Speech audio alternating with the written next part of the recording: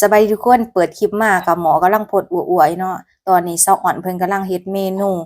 เสฉวนน่ะพี่น้องกำลังเป็นที่นิยมเนาะในลาวเนาะแจ่วมาล่าเบิ่งพี่น้องเผ็ดๆน่ะในหม้อก็สิเอาหลายอย่างลงไปบ่ว่าสิเป็นเห็ดเข็มลูกชิ้นผักเนาะทุกคนรวมหลายอย่างแต่ว่าบางคนก็สิเอาตีนไก่ใส่นำแต่ว่ามื้อนี้บ่มีตีนไก่เด้อทุกคนเซาอ่อนเพิ่นกำลังเอาลงหม้อเนาะหม้อบักใหญ่เลยพี่น้องมีเส้นนำเนาะเส้นสิออกสีดำๆอะนะทุกคนบ้านสะดิมก็สิเอิ้นว่า ยังก็เสฉวนเนาะจุ่มจีนเนาะม้าล่าบ่ทุกคนนี่หม้อบักใหญ่เลยเนาะสะอ่อนเฮ็ดเนาะสิกินกับซุมน้องๆนี่ล่ะ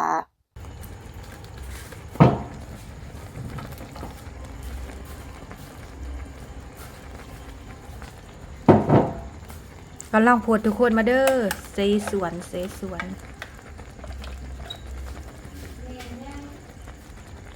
ตอนนี้สะอ่อนให้บ่าวพวงมายกนี่เอาฟ้าปิดไว้เนาะยังจำมันเสกบ่ได้กินเด้ เปิดเอาหั่นแหล้วเปิดไม่ได้เฮียจั่วไปเลยนะ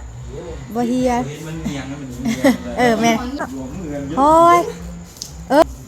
ได้ยินอยู่ดอกแล้วพอลงมือตัวกระยาว่าเอาอ้าวพี่น้องบ่พวงเฮ็ดแล้วมีคนบอกให้อดเอาได้ท่านเนาะหรือว่า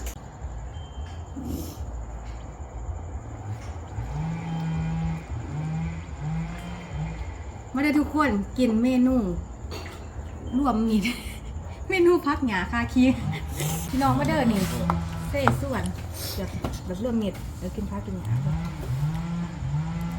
ถ้าเรียนกินบอลคอยร้ายเดี๋ยวพี่น้องถ้าตื่นเฮ็ดแล้วควรถ้าตื่นซีดลูกศิษย์ แค่อุคิดหน่อย ลูกศิษย์หน่อย ลูกหน่อย บ่พวงไปนะคะมึงลูกบ่พวง แซ่บเยอะ แซ่บมาเด้อพี่น้อง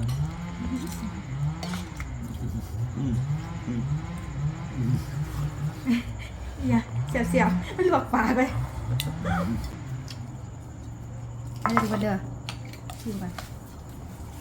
ผูดสะอ่อนนางเวลาหันซาเย็นใช่ไหม เจ้าซาหอน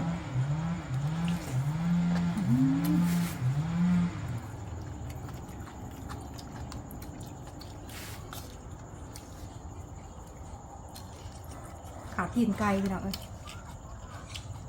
ขาตีนไก่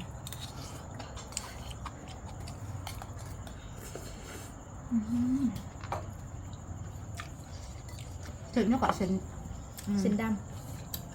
ไม่ซื้อมือไม่ซื้อำนี่ก็จะว่าเส้นดเส้นอูด้งเส้นนะนี่นะ เส้นตายแบบนี้ด้วย ท่องนี่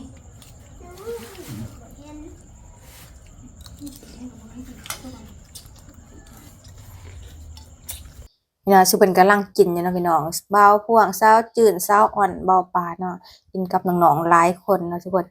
รอบชีเด็กๆแน่เสียบมาลุ้นกันว่าชื่อเป็นสิกินเมื่ออยู่พี่น้องแต่หลายคนกินเนาะ